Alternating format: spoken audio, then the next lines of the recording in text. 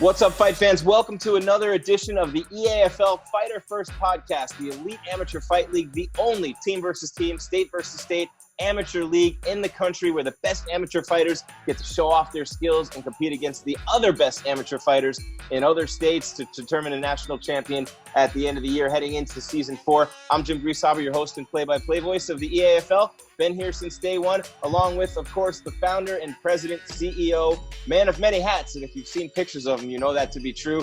Jesse Nunez, the best Kango collection in the Western Hemisphere. And joining us from Illinois, somewhere in the woods, I think. I saw some trees. She's at home. We're all taking advantage of this opportunity to be quarantined and social distancing, is Brianna Kristin. She's 1-0. She's a top amateur prospect from Illinois, training with Clay Guida and Danny Mulroney. You guys know them from EAFL's past, and obviously you know who Clay Guida is, one of the most famous fighters in UFC history. One of his fights is in the Hall of Fame. And Brianna, it's good to talk to you. I know that you had a fight scheduled for late in March. Everything kind of took over from there, and you're just chilling right now, but we appreciate you being with us. First thing I have to ask you is, what have you been doing to kind of stop from going stir crazy? And when you're used to training every day and putting out so much physical energy, what are you doing to keep that body and that mind right? Well, I'm still in school, so Okay. I have 3 weeks left, so I'm just trying to push through that. As far as me, like working out, I've just been trying to do, at-home workouts. I've been running a lot, just to get that cardio up. I did actually hit pads a few days ago, so that was super nice. But just trying to hang out until all of this blows over, and just gonna get back to training because I'm going crazy. Yeah, and Jim, a little bit about Brianna. We've been trying to get her on our card for about a year. Just couldn't find matchups for her. She's young. She's got a really interesting day-to-day life. Brianna, tell us a little bit about what your day-to-day looks like, and what it takes to be a female fighter here in the Elite Amateur Fight League, or a female fighter in MMA. I mean, there's not a whole lot of opponents out there, and yet you seem to find time to really get after it and get to the gym, and just let everybody know what your day-to-day looks like. I'm a full-time student, so it takes up a lot of time. And I also work part-time at Jewel. That's temporary for right now. Hopefully, well, with everything going on right now, I'm not sure like how it's all going to play out, but I do have a job lined up at ATI Physical Therapy. I'm going to school as an athletic trainer, so I'm in a 5-year program, so I still have 3 years after this year. It's like I said, it takes up a lot of time, just school alone. And then with work, I started school at 8 a.m. and I was there until 11:45. I started work. My boss is chill with me, so he was like, just come in when you can. So I would start around like 12:15, and I'd be there only till 4:30. So I'd have a shorter shift, but I would go straight to training after that, and I'd be there for the rest of the night. By the time I get home, I still have homework, and I wake up and do it all over again. But there's nothing that I would change about my schedule. I know it's a lot, but I think the only way I'm going to get where I want to be is if I just keep doing this. And I always make training a priority no matter what. Like my school and my work, it's surrounded by training. Like if my job at wherever I'm working, if they can't be willing to work with my schedule, then I can't work for them. Like training is always number one. It's always a priority for me. And it's been that way since I started training. So. How old were you? So I started Taekwondo when I was 6, and I continued to do that until I was 13. So I got to my 3rd degree black belt. So it took me 9.5 years. Whoa, third degree? 3rd degree At black belt. 13? Yeah. Well, Oh. when I ended, so I started, let me see. I was 13 when I started MMA, but I stopped Taekwondo, I believe, when I was 15 or 16, just to focus on MMA. I decided to switch over. So when I started MMA, like I said, I was still doing Taekwondo. So that last 2 years, I was going from Taekwondo to MMA. And then those last 2 years, I was on an Olympic sparring team. So those last 2 years were mostly just like competitions and just like, hard training. And then I coached a lot, and I taught the kids and adult classes. And I was, like I said, I think I was like 15 when I stopped. But I started MMA when I was 13, so 6 years ago. And so what about the other disciplines? Any other belts? Like where are you in your progression in all the other individual disciplines? Because Jesse said you can't get a fight, and I'm getting to something here. Yes. It's no wonder you can't. Nobody wants to fight you. Yeah. So like I said, I got my 3rd degree black belt in Taekwondo. I also did Hapkido when I was I think I started that when I was 13 also, like 13 to 15, or maybe I was a little bit younger. And I got like 2 belts below black belt in that. And then I decided not to do my testing for the black belt just because I wanted to focus on Taekwondo again, and I was like, you know what, it was expensive to get my black belt, and I told my mom, I was like, I don't want you to pay for that. Like, I know what I've learned, blah, blah, blah. So I decided to stop. And then I have 3 Muay Thai championship belts. So they're all different weight classes. My first one I got when I was 15, 17, or 14, 15, 17, I believe, were my ages.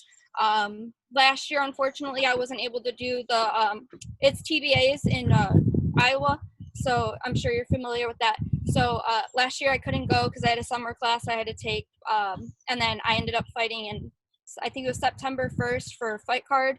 That was my last fight. We've had others planned. I was supposed to have a Muay Thai fight over, I think it was in March, and that one got canceled. We've had just a lot of pullouts, and just, people just can't find fights. So I've just been hanging out. So, yeah. And the fact that you embrace Muay Thai, because I look at you and you're a college girl and you're young and you're pretty, and, you don't look like someone, but I love fighters who love Muay Thai, because Muay Thai, to me, you're like the offensive guard of MMA. I mean, that's just rough and tough and dirty and in tight, and elbows and knees and kicks and clinch. And that's the grunt work part of MMA. And you've just told me all I need to know about you when you tell me about all this Muay Thai, because when you come from Muay Thai, like a Valentina Shevchenko, for example, I mean, there's not a lot you haven't seen in that close-quartered combat like that, which really helps you. Yeah, I really like Muay Thai. I will continue to fight Muay Thai if the opportunity is there. Like, me and my coach Danny, we have agreed that if a fight comes across and it's just Muay Thai, I will take it. A fight's a fight for me. And not only do I love, the sport, well, MMA and Muay Thai, like I'm ready to fight whoever, whatever it is.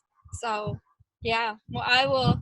So, Jesse, if you ever have Muay Thai fights, I'll take it. So, Brianna, what made you switch? What made you go from Taekwondo to MMA? How did that happen? So, honestly, I actually had a friend who, or he was a family friend who was at MMA SOP, and he was like, you need to, just come up for a few days. Like, let's just have you try a few classes. So I was like, all right. I actually never had watched, like, UFC. Like, I knew what it was. I was never really into it. And when I went there, I just started out with Muay Thai and boxing, and I just fell in love with that. But I still had zero intentions of fighting or anything like that. I just wanted to try something new. And then after a while, after like 6 months of me being there, I was so into it, and I was starting to watch fights, and that's when I knew this is what I wanted to do.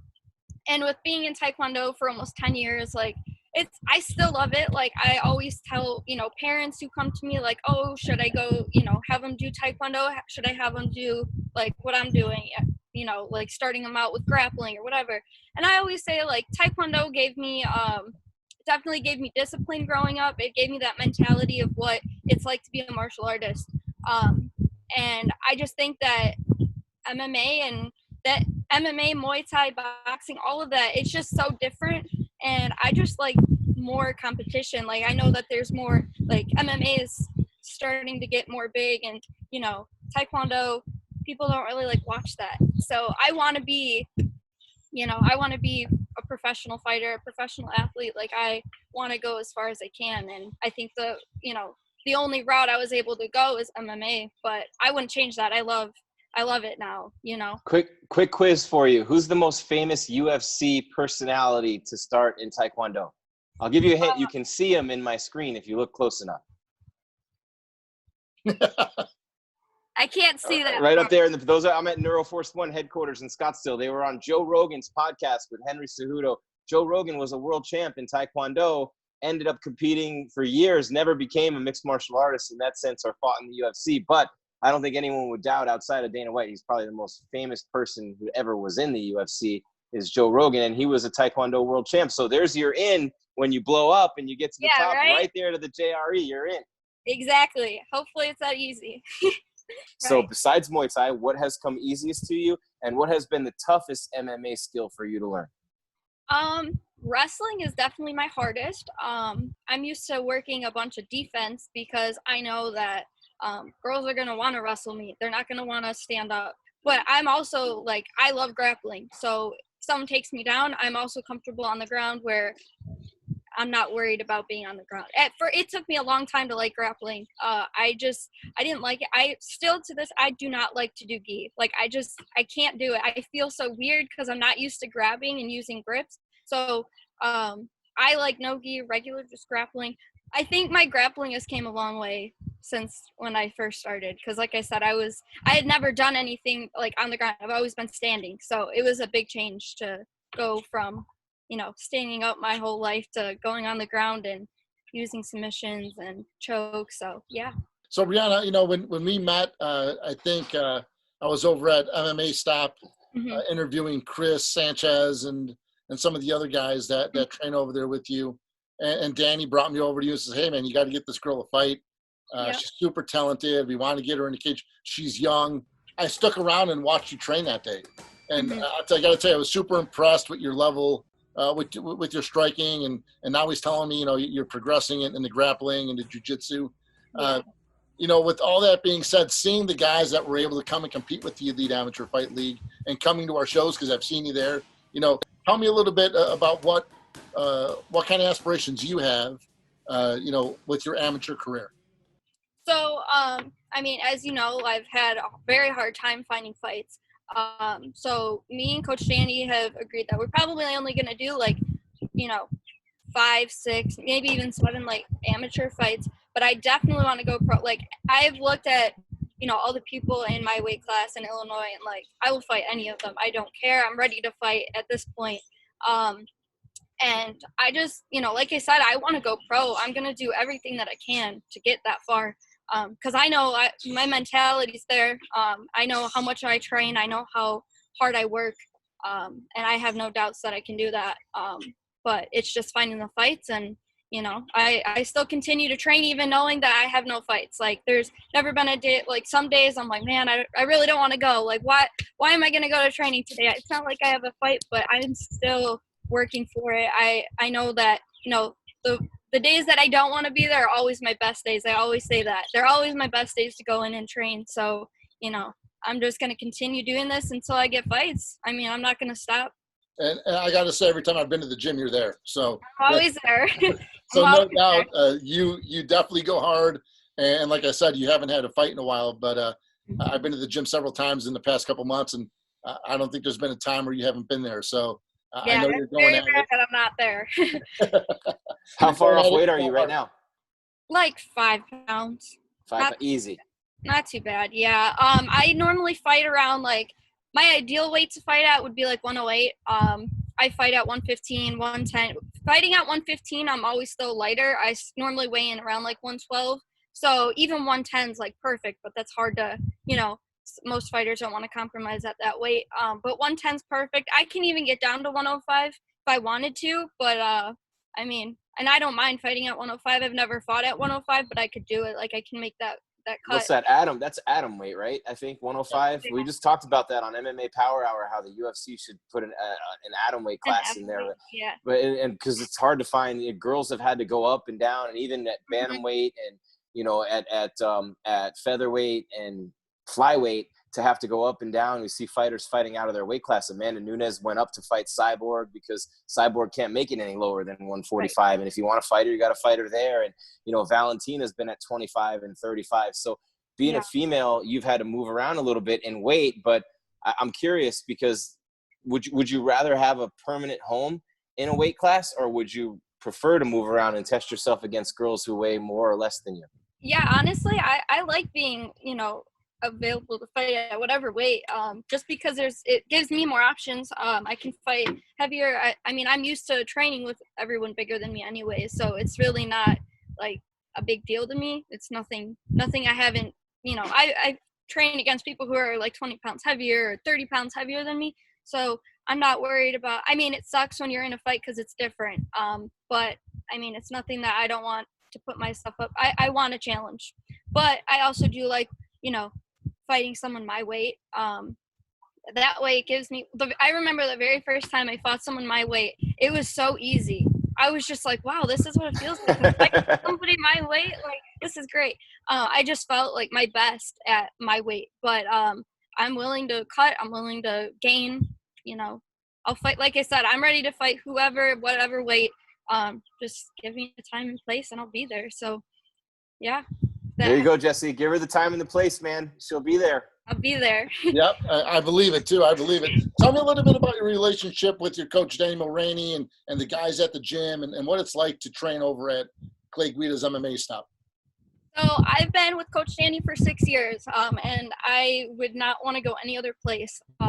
He has definitely been there for me through everything. He's made me the fighter I am today. I mean, I walked in there with already a martial art mentality, and I already knew going in there, I'm just going to try this out. I didn't think that I was going to fight, but for whatever reason, he's seen potential in me. And I think that's really what made a big difference, is because if I didn't have a coach like Coach Danny, I don't think I would be where I'm at now.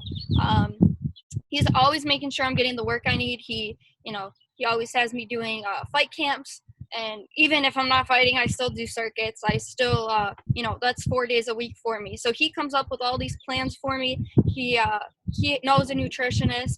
He has, helped me with my weight. He's helped me mentally. I've been in there with, stuff going on or in my outside life, and he's there always to talk to me, which is very important to me, because at the end of the day, he's my coach, but he's also someone that I can look up to, I should say. And I know how he feels about me, and how he wants to see me go far. And that's all I'm looking for, is a coach who's going to see that and recognize that. And he definitely does.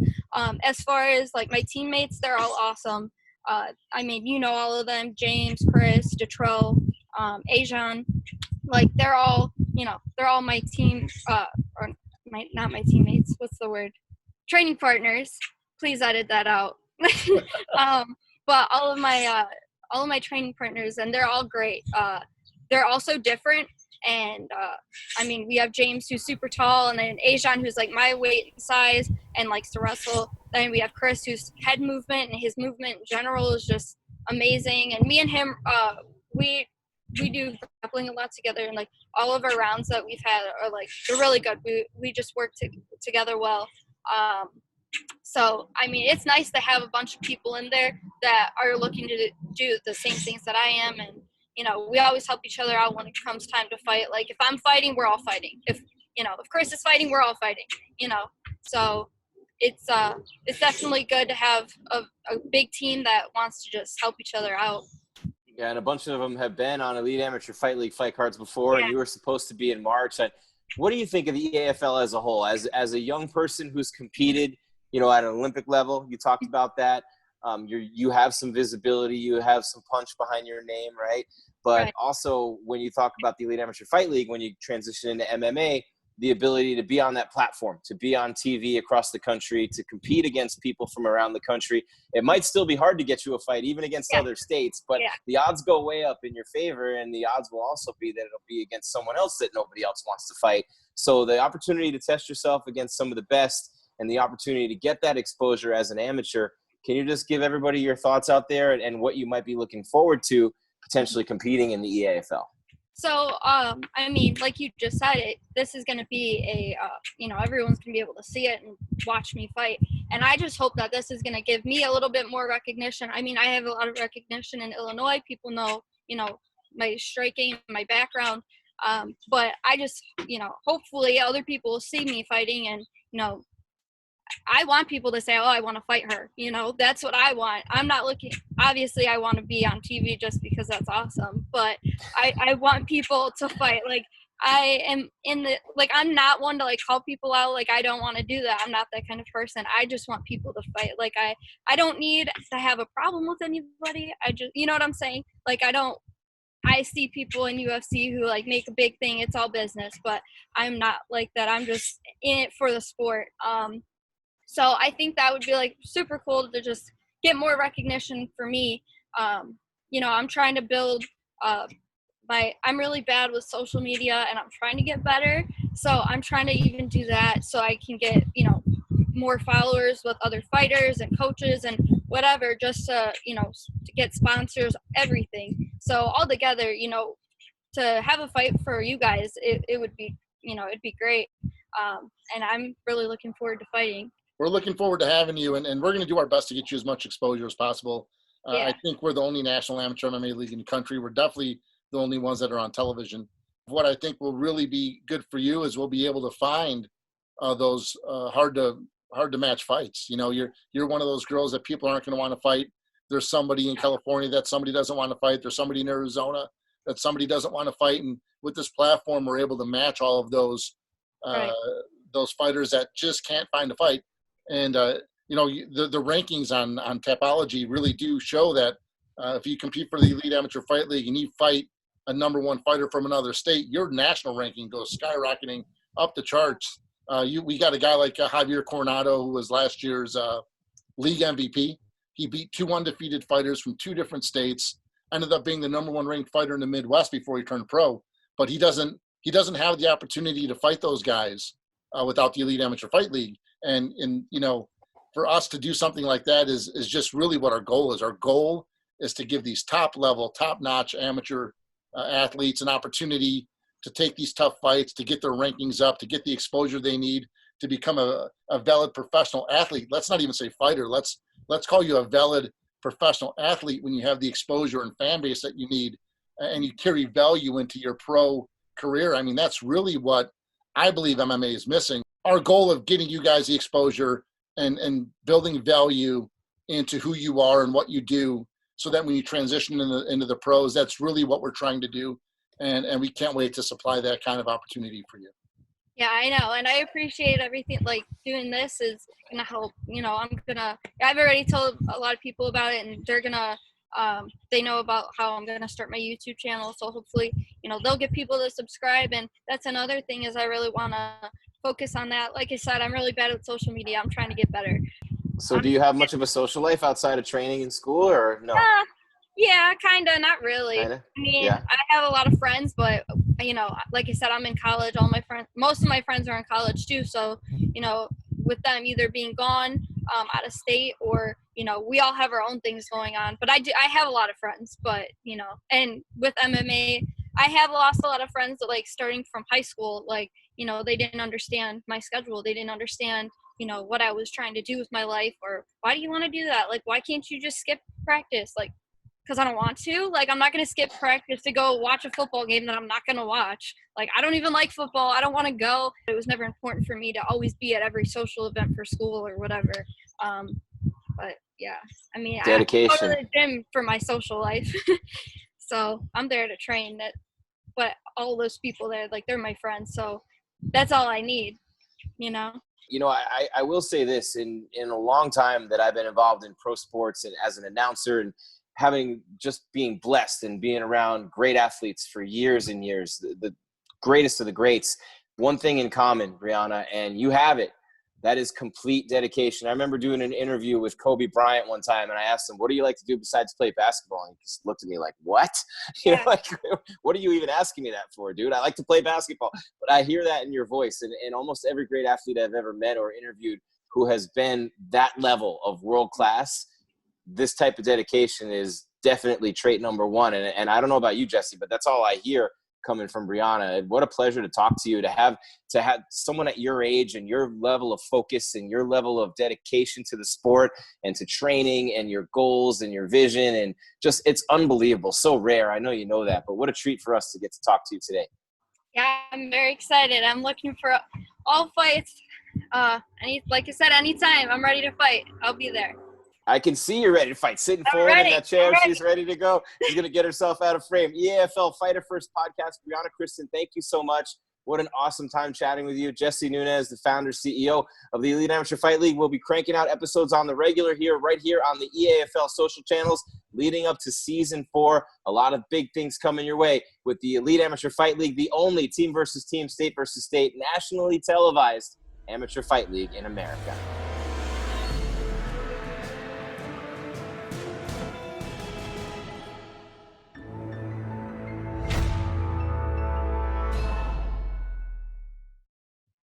Awesome. Good job, guys. Thank you, guys. Thank you, Brianna. That was great. Thank you. I got the solo cup for you in case you're missing the college parties. This is the beer pong cup. Never been to a college party, so See that? We could change it right here. Give her the belt, Jesse. She wins. Give her the belt. Never been. I was just talking to my friend about that today. We were like, she's never been to a college party either. Me and her are like twins. It's crazy. And we were saying today, we're like, I don't even know, like, you know, I have friends who will go out and party all the time. I'm like, I'm too tired for that. By like 10 o'clock, I'm ready for bed. So wait, how old are you? I'm 19. And are you on TikTok? I have it just because my coworkers are like, come on, Bri, just get it so we can send you videos. I never use it. You're not on TikTok and you're 19? Oh man, you know what? I gotta have my daughter call you. We gotta figure this out for you. This is one of our services with the EAFL is media training. Right. I need help.